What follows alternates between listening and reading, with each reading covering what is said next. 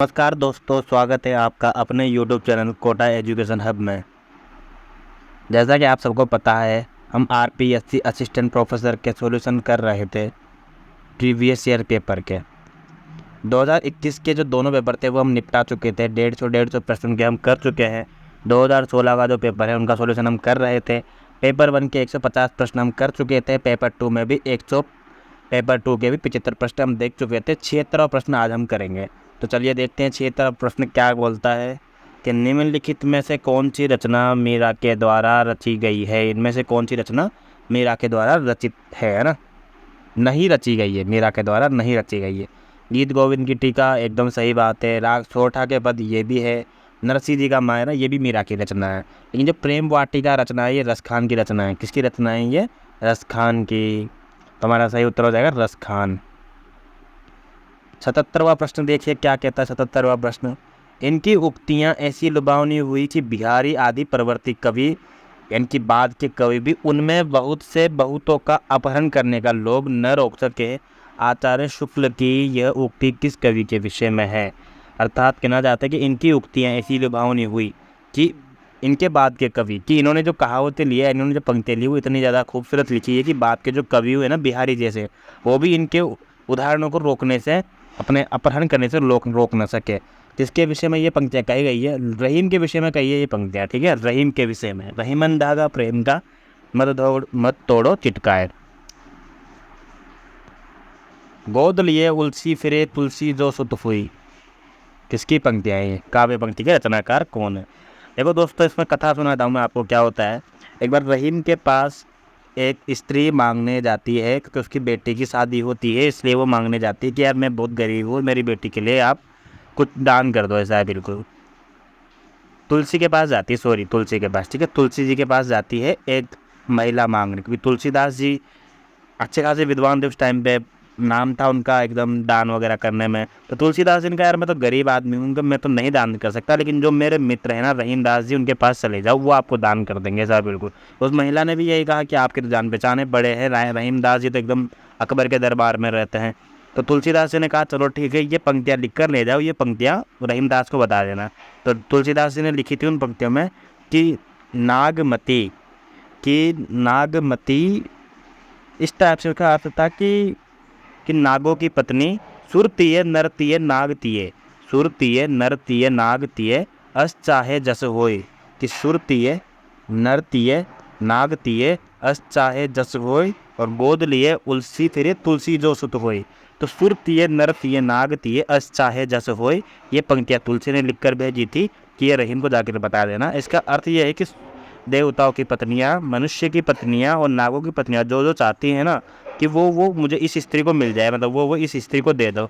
उसके बाद रहीमदास जी ने उनको धन वगैरह दे दिया और भेज दिया और कहा कि ये पंक्ति लिख कर ले जाओ। तो रहीमदास जी ने लिखी थी, गोद लिए तुलसी फिरे तुलसी जो सुत हुई, कि जिसके पास तुलसी जैसा पुत्र है ना, कि उनको इन सब चीज़ों की जरूरत नहीं होती है, कि तुलसी जैसा पुत्र होना भी बहुत श्रेष्ठ की बात है। ये पंक्तियाँ लिखी थी। ये पंक्तियाँ किसकी है? रहीम की है। तो 78 में हमारा आंसर हो जाएगा 4। हमारा सही उत्तर इसमें 78वें में 4 हो जाएगा, ठीक है। 79वां प्रश्न देखिए, 79वां प्रश्न क्या कहता है? कौन सा ग्रंथ की रचना नंददास ने नहीं की है? नंददास का ग्रंथ कौन सा नहीं है? तो नंददास का गीत गोविंद की टीका अभी पढ़ा था हमने, ये मीराबाई का ग्रंथ है। गीत गोविंद की टीका मीराबाई ने लिखी है। और ये रास पंचाध्याय, अनेकार्थ मंजरी, श्याम सगाई, ये सारी रचनाएं नंददास की है। नंददास विठलनाथ के शिष्य थे, विठलनाथ के शिष्य थे, और इन्होंने जो रचना की है ब्रजभाषा में की है। 80वां प्रश्न क्या कहता है हमारा? कि अकबर के बुलावे पर फतेहपुर सीकरी गया था कौन सा कवि था? आवत जात बनैया टूटी, बिसरी गयो हरि नाम कुंभन दास, संतन को कहाँ सीकरे से काम, ये पंक्तियाँ थी इनकी।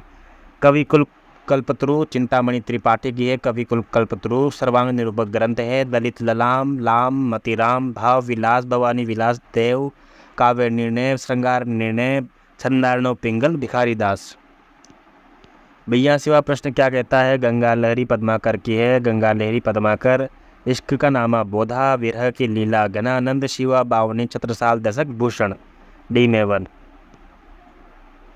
कौन से लक्षण ग्रंथ है? लक्षण ग्रंथ वह होते हैं जो काव्य शास्त्रीय ग्रंथ की परिपाटी पर लिखे होते हैं, जिनके अंदर अलंकार, रस, छंद, नायिका भेद इनका वर्णन किया गया हो। कवि रत्नाकर काव्य रसायन रत्ना जरा नहीं है, ललित ललाम है। भाषाभूषण, ललित ललाम, कवि कल्पतरु, कवि रसायन। चारों के चारों इसमें विकल्प सही है, चारों के चारों लक्षण ग्रंथ है। इनमें से कौन सी रचना है देव की नहीं है? देव की रचनाएं सारी की सारी नहीं है। अष्टयाम है, अलंकार माला नहीं है, राग रत्नाकर है, अंग दर्पण नहीं है। बी और डी गलत है, अंग दर्पण रस्तीन की रचना है। बी और डी, 84 का आंसर डी हो जाएगा।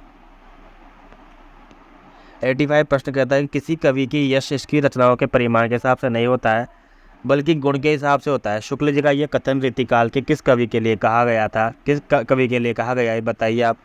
ये कथन कहा गया है बिहारी के लिए। ठीक है, किस कवि का यश उसकी रचनाओं के परिमाण के हिसाब से नहीं होता बल्कि गुण के हिसाब से होता है। शुक्ल जी का ये कथन बिहारी के लिए है। 86वां प्रश्न क्या कहता है देखिए, जन्म काल के हिसाब से जमाना है, जमाइए। केशव सबसे पहले आएगा, केशव सबसे पहले आएगा 1555, 1604 में फिर चिंतामणि, तो बी ऑप्शन सही हो जाएगा। ठीक है, केशव, चिंतामणि, देव 1673 के आसपास, फिर उसके बाद पद्माकर। 87 प्रश्न क्या कहता है, इस काल को रीतिकाल करने में किसी प्रकार का अव्याप्ति दोष न होगा। ठीक है, नहीं होगा तो एकदम सही बात है। क्यों नहीं होगा?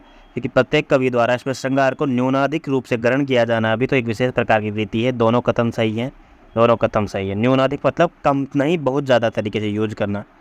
सर्वांग विवेचन ग्रंथ कौन सा? भी मैंने बताया था, कवि कुल कल्पतरु। तो तरु है तो तरु में तो सब कुछ आएंगे ही, सही ना। चिंतामणि त्रिपाठी का ग्रंथ है ये, जिसके अंदर सभी प्रकार की रचनाएं की गई है। अलंकार, रस, नायिका भेद, ये सारी की सारी चीज़ें, उसी को सर्वांग विवेचन वाला ग्रंथ कहा जाता है।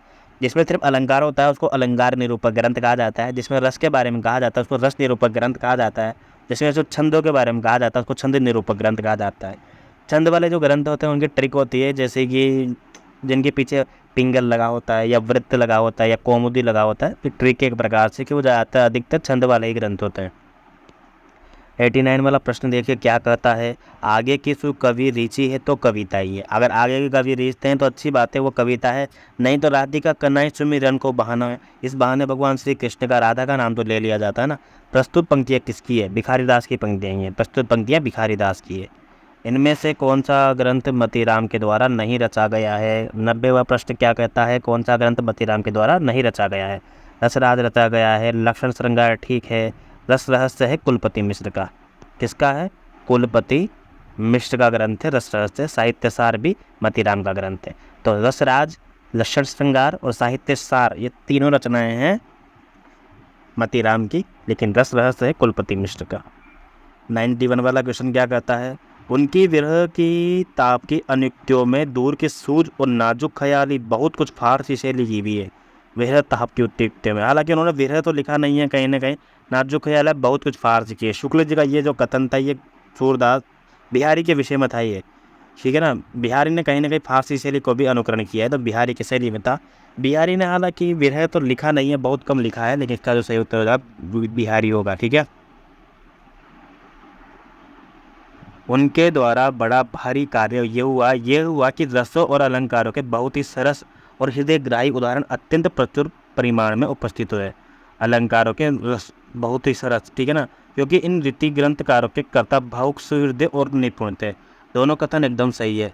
ठीक है, 92 का आंसर क्या हो जाएगा? ए। 92 का आंसर 2। क्योंकि क्या होता है ना कि रीतिकाल में भी लोगों ने लक्षण ग्रंथ लिखे थे अलंकार के ऊपर, रस के ऊपर, तो वो इतने अच्छे हो गए कि लोगों के पास और ज़्यादा उदाहरण मिलने लग गए, उनको पढ़ने का आसान तरीका मिलने लग गया। तो पहला कथन और दोनों कथन सही है। 93 वाला क्वेश्चन क्या कहता है कि भूषण की कविता की कीर्ति संबंधी एक अविचल सत्य का दृष्टांत है। भूषण की कविता कवि की कीर्ति संबंधी अविचल सत्य का दृष्टांत है, क्योंकि जिसकी रचना को जनता का हृदय स्वीकार करता है उस कवि की कीर्ति तब तक बनी रहती है जब तक कि उसकी स्वीकृति बनी रहती है। दोनों कथन सही है ये, ठीक है ना, ए और आर दोनों सही है। ये भूषण के लिए कहा गया था, भूषण के लिए, रामचंद्र शुक्ल की इतिहास में भूषण के लिए। प्रेम मार्ग की बात हो रही है। प्रेम मार्ग का एक ऐसा प्रवीण और धीर पथिक तथा जवादानी का ऐसा दावा रखने वाला ब्रजभाषा का दूसरा कवि नहीं हुआ है। आचार्य रामचंद्र शुक्ल का प्रसिद्ध कवि या फेमस कवि जिनको मानते हैं वो रीति मुक्त कविता का कवि है, वो गणानंद की बात की जा रही है यहाँ पे। ठीक है, गणानंद का सही आंसर होगा। इनका अर्थ सौष्ठव और नवोन्मेष सोलनी, नवोन्मेष बिरले कवियों में मिलता है। 2021 में भी सेम टू सेम प्रश्न आया था और मैं आपको कहा था कि शब्द याद रखना, प्रगल्भ और प्रतिभा संबंध। देव के संबंध में पंक्तियाँ कही गई है ये कि इनका सा अर्थ सोष्टो नवन्मेषशालिनी नवन्मेष बिरले ही कवियों में मिलता है। रीतिकाल के कवियों में बड़े ही प्रगल्भ और प्रतिभा संपन्न कवि थे। शुक्ल जी का ये कथन देव के संबंध में था। 96 का प्रश्न क्या कहता है देखिएगा कि जिस कवि की कल्पना के समाहार शक्ति का साथ भाषा के समास शक्ति जितनी अधिक होगी, समास मतलब होता है कि छोटे करके लिखना, एकदम बहुत बड़े बड़े भावों को छोटा करके लिख देना, समास शक्ति कहलाती है, वो मुक्तक की रचना में सफल होगा। और मुक्तक में क्या होता है ना, बड़े बड़े भावों को या बहुत ज़्यादा भावों को कम शब्दों में लिखना होता है। तो ये क्षमता बिहारी में पूर्ण रूप से विद्यमान थी। आचार्य रामचंद्र शुक्ल का कथन है ये, हिंदी साहित्य के इतिहास में पंक्तियाँ साफ साफ दी हुई है। 96 का आंसर 1। 97 का क्या कहता है कि रीति काल में नीति विषय काव्य में किसने रचना नहीं की गई है? वृंद नीति दो लिखा है। गिरधर कबीरार में नीति के दोहे लिखे हैं। दीनदयाल गिरी ने भी लिखा है। नागरीदास ने नहीं लिखा है। नागरीदास जसवंत सिंह भाषाभूषण, ठीक है, भाषाभूषण जो इनका ग्रंथ है वो इनका ही है, नागरीदास का, जिनको भाषाभूषण भी बोलते हैं। जसवंत सिंह नागरीदास भाषाभूषण। 98वां प्रश्न देखिए क्या कहता है। 98 कि निम्नलिखित में से कौन सी विशेषता रीति मुक्त काव्य यानी कि स्वच्छंदवादी काव्य की विशेषता नहीं है? चलो बताते हैं। रीति मुक्त कवि कौन कौन हुए थे? जो गणानंद, बोधा, आलम ठाकुर। भावावेग का उच्छल प्रवाह, ये भी ठीक है, सही है। व्यक्ति परकता, खुद को महत्व दिया है, किसी की चापलूसी नहीं की है, राजाओं के आश्रय में ये कविता नहीं पली है। सब प्रकार के रूढ़ियों से मुक्त हैं, बिल्कुल इन्होंने कभी भी मतलब पुरानी परंपराओं का वो नहीं किया है कि पुरानी परंपराओं का अनुकरण नहीं किया है, खुद अपने मन से जो लिखना था वो लिखा है इन्होंने। शैल्पिक चमत्कार प्रदर्शन, ये गलत है। शैल्पिक चमत्कार प्रदर्शन पर ध्यान ही नहीं दिया उन्होंने, है ना। उन्होंने सिर्फ अपने हिसाब से जो उनको सही लगता था वो लिखा है। उन्होंने मतलब अलंकार को या फिर शब्दाडंबर, भावाडंबर, इन पर ध्यान नहीं दिया है, सिर्फ लिखा है। और लिखने के बीच में जो चमत्कार उत्पन्न हुआ है वो स्वाभाविक हुआ है, चमत्कार पर ध्यान नहीं दिया। हिंदी काव्य शास्त्र की निम्नलिखित कृतियों का सही क्रम बताना है कि कौन सी क्रिया है। रसिक प्रिया केशवदास, कवि कल्पतरु चिंतामणि त्रिपाठी, रस रहस्य, फिर काव्य निर्णय भिखारी दास की, ठीक है, दूसरा उत्तर सही हो जाएगा इसमें। 100 प्रश्न क्या कहता है कि इनमें से आचार्य रामचंद्र शुक्ल से संबंधित कौन सा कथन सही नहीं है? चलिए ठीक है, रामचंद्र शुक्ल के बारे में कथन है, क्या कहना चाहता है कि उन्होंने ब्रज भाषा और खड़ी बोली में फुटकर कविताएं लिखी थी। इनमें से रामचंद्र शुक्ल से संबंधित, ठीक है, इन्होंने प्रारंभ में ब्रजभाषा और खड़ी बोली में फुटकर कविताएं लिखी थी। क्योंकि हम इनका कोई ग्रंथ तो पाते नहीं है ना, आपने कभी पढ़ा नहीं होगा कि ये कविता संग्रह है, ऐसा है। आचार्य शुक्ल के प्रारंभिक लेख और गंभीर चिंतन परक निबंध चिंतामणि भाग 2 में संकलित है, ये भी सही बात है। उनके सैद्धांतिक समीक्षा पर लिखे अगर रस मीमांसा नामक ग्रंथ में संकलित है, ये भी सही कथन है। उन्होंने अंग्रेजी में लिखी एक पुस्तक का बुद्ध चरित्र नाम से खड़ी बोली हिंदी में पद्यानुवाद किया था, ये गलत है, ठीक है ना। ये रामचंद्र शुक्ल के संबंध में ये कथन गलत है। इन्होंने अंग्रेजी में लिखी एक पुस्तक का, ये गलत हो जाएगा। 100 का आंसर 4 हो जाएगा, ये गलत हो जाएगा। 101वां प्रश्न क्या कहता है? आचार्य रामचंद्र शुक्ल की समीक्षा पद्धति से संबंधित कौन सा कथन गलत है? समीक्षा पद्धति से संबंधित कौन सा कथन गलत है, बताना है इसमें से कौन सा। कि समीक्षा में रचनाकारों की विशेषताओं और उनकी अंत प्रवृत्तियों की तरफ सर्वप्रथम आचार्य शुक्ल ने ही ध्यान आकर्षित किया था। बिल्कुल, इनका जैसा इतिहास ग्रंथ विरले ही लोग लिख पाते हैं और आज तक ऐसा ग्रंथ नहीं लिखा गया है। उन्होंने आलोचना का ढांचा भारतीय रहने दिया, लेकिन उनका बाह्य रूप और रचना विधान पश्चिम से ले लिया, ये भी सही कथन है। समीक्षा के सैद्धांतिक मानदंड स्थापना का ऐतिहासिक काम आचार्य शुक्ल ने किया, लेकिन उन सिद्धांतों को व्यवहारिकता के धरातल पर कार्यान्वित करने का गुरुतर दायित्व उन्होंने भावी समक्ष को सौंप दिया था। यही गलत लग रहा है, इसी में डाउट है, यही गलत कथन है। क्योंकि उन्होंने जो सिद्धांतों को व्यवहारिक धरातल पर कार्यान्वित करने का गुरुतर दायित्व उन्होंने भावी समीक्षों पर सौंप दिया था, ये गलत है। खुद उन्होंने भी मतलब जो व्यवहारिकता पर है ना, जो धरातल पर लाने का काम उन्होंने भी किया था। जो समीक्षा थी उनको धरातल पर लाने का काम खुद ने किया था, भावी समीक्षकों को सौंप दिया था, ये कथन गलत हो जाएगा।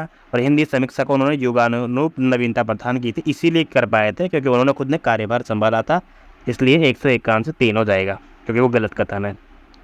102 वाला प्रश्न क्या कहता है कि कालजयी समीक्षक आचार्य रामचंद्र शुक्ल श्रुति मार्ग के नहीं मुनि मार्ग के अनुयायी थे, क्योंकि किसी विचार या सिद्धांत को वे गतानुगतिक रूप में स्वीकार न कर अपने विवेक की कसौटी पर कसने के बाद ही उसे स्वीकार करते थे। एकदम दोनों कथन सही है, किसी भी चीज़ को मानने से बेहतर है खुद अपने अनुरूप उसको पढ़कर, जांचकर, उसको परखकर फिर उसके बाद उसको सिद्ध किया जाए। 103वां प्रश्न क्या कहता है? आचार्य नंद दुलारे वाजपेयी की समीक्षा पद्धति से संबंधित कौन सा कथन सही नहीं है? इन्होंने शुक्ल की समीक्षा पद्धति को आगे बढ़ाया, एकदम सही बात है। शुक्ल के सिद्धांतों को यथावत स्वीकार कर छायावाद की काव्य सौंदर्य शास्त्रीय समीक्षा की, बिल्कुल गलत है। शुक्ल जी ने तो छायावाद की एकदम घोर अवहेलना की है, छायावाद का अपमान किया है, छायावाद को काव्य ही नहीं माना उन्होंने। लेकिन जो नंद दुलारे वाजपेयी है, उन्होंने छायावाद को अच्छी तरीके से उनको मतलब स्थान दिया है छायावाद को, है ना। तो दूसरा कथन गलत हो जाएगा कि छाया इनके शुक्ल के सिद्धांतों पर यथावत स्वीकार नहीं किया है, ठीक है। तो दूसरा कथन गलत हो जाएगा। वे साहित्य के प्रति द्वंद्वात्मक नहीं धारावाहिक मानते थे, ये भी सही है। उनके अनुसार श्रेष्ठ साहित्य की रचना युग चेतना को अंगीकार किए बिना संभव नहीं है, ये भी सही है, ठीक है। पहला, तीसरा, चौथा सही है, दूसरा कथन गलत हो जाएगा। 104 वाला ऑप्शन क्या कहता है? 104 का क्वेश्चन, ये निबंधकार आचार्य हजारी प्रसाद द्विवेदी से संबंधित कौन सा कथन गलत है बताना है, ठीक है। बताते हैं 104 का आंसर कि इनके निबंध में विद्वत्ता और सरसता का मणिकांचन योग हुआ है, ये भी सही बात है। इनके गंभीर अनुसंधान परक निबंधों में तत्व चिंतन की प्रधानता व विनोदमयता का अभाव है, ऐसा कहीं नहीं लिखा हुआ है। तत्व चिंतन के प्रधानता और विनोदमय का अभाव कैसे हो सकता है? बल्कि कूट कूट के भरा भरा के इन्होंने तत्व चिंतन की ओर ध्यान दिया है, तो ये गलत हो जाएगा, ये गलत हो जाएगा। 104 का जो सही उत्तर होगा वो दूसरा हो, क्योंकि वो गलत ऑप्शन होगा। 105वां क्वेश्चन क्या कहता है? तीसरा चौथा ऑप्शन देख लेते हैं हम कि उनके निबंधों में अतीत के मूल्यों के प्रति सहज ममत्व के साथ साथ नवीन के प्रति स्वाभाविक उत्साह है। इसी कारण ललित निबंधकार भी बोलते हैं हजारी प्रसाद द्विवेदी को। इन्होंने प्राचीन सांस्कृतिक साहित्यिक संदर्भों की रोचक जानकारी के साथ साथ नए मानव मूल्यों को भी रूपायित किया है, ये भी सही है। जो शांति निकेतन थी रविंद्रनाथ टैगोर की, वहाँ पर भी ये आचार्य रह चुके हैं।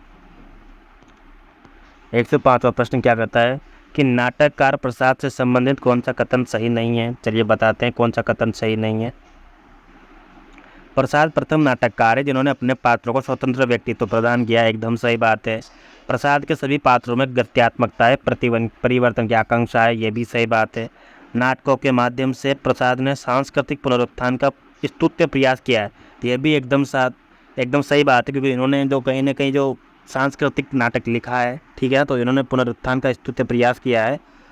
उन्होंने सभी नाटक रंगमंच को ध्यान में रखते हुए लिखे हैं, पूर्णतः अभिनय है, ऐसा गलत है, क्योंकि जयशंकर प्रसाद के नाटकों का अभिनय करना आसान नहीं है। उन्होंने रंगमंच को ध्यान में रखते हुए नहीं लिखा है।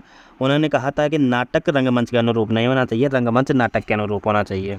105 का जो आंसर होगा चौथा होगा, क्योंकि ये गलत कथन है। इसके बाद जो बाकी बचे हुए प्रश्न है 106 से लेकर 150 तक, उनके सॉल्यूशन हम बाद में देखेंगे।